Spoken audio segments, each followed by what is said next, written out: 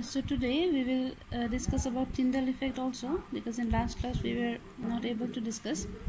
So Tyndall effect means, I told you that it is the property by which particles scatter light beam and makes the path of light visible.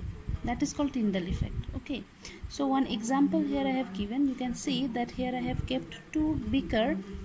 This one is filled with colloidal solution, this one is filled with only solution. Okay, and there is a torch. Now from this torch light beam is allowed to pass through the colloidal solution, and you can see that since the colloidal solution the particle size is large as compared to solution, so this particle, what they will do is they will scatter the light, and once they scatter the light, the path of the light is visible. See, the light is moving through this path and the path inside the solution will be visible. Okay, but as soon as this light passes through this solution, you can see that inside the solution the path of the light is invisible.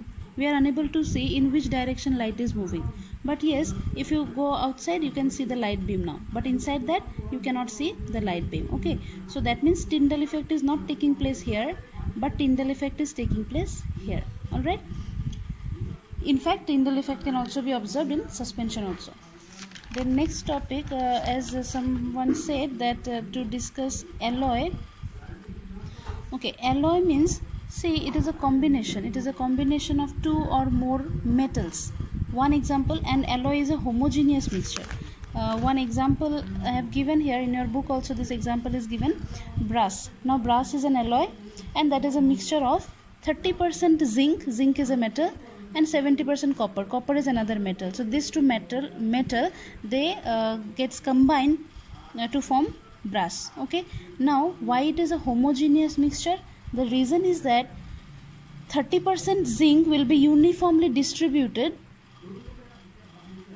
in brass. That means, suppose if I consider this is a brass sample, that is a piece of brass, and here if you consider suppose any portion, suppose this portion.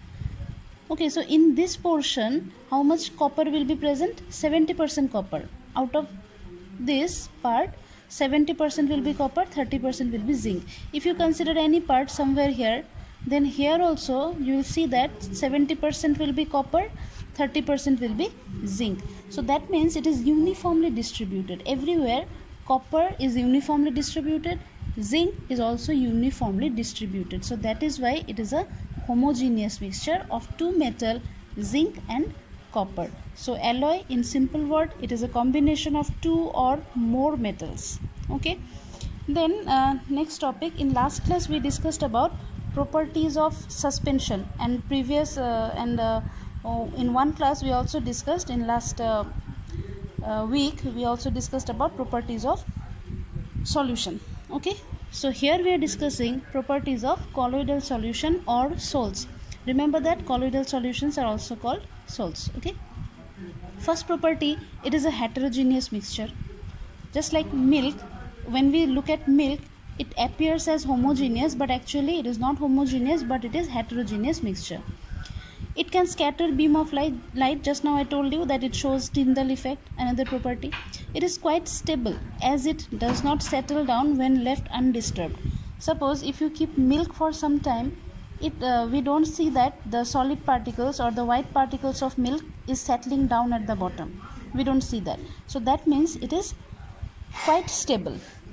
But in case of suspension, as I told you, that if it is a mixture of sand and water, if you keep it for some time, sand will be settled down at the bottom. So that is undisturbed. So this is unstable. Okay, but this one is quite stable. Then next one, particles cannot be seen through naked eyes. We cannot see the particles of milk or particles of any colloidal solution through or with naked eyes. All right. Then we will discuss this question number 3 from page 18. You can see in your book in page 15 you have two questions. I'll send you the answer, and in page 18 you have 3 questions. So question number 1 and 2 I will give you the answer, but question number 3 is the sum, and that one I have given the solution here.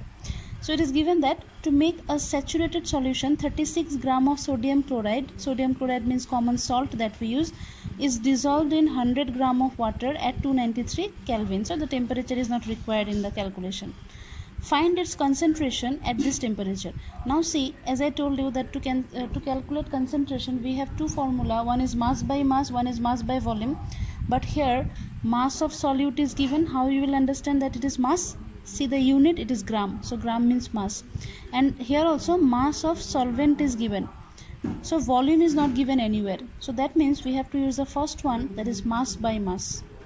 If volume is given, we will use volume, mass by volume. But since no volume is given, both are mass, we will use mass by mass. So for mass by mass, we have the formula, this one, mass of solute by mass of solution into 100%.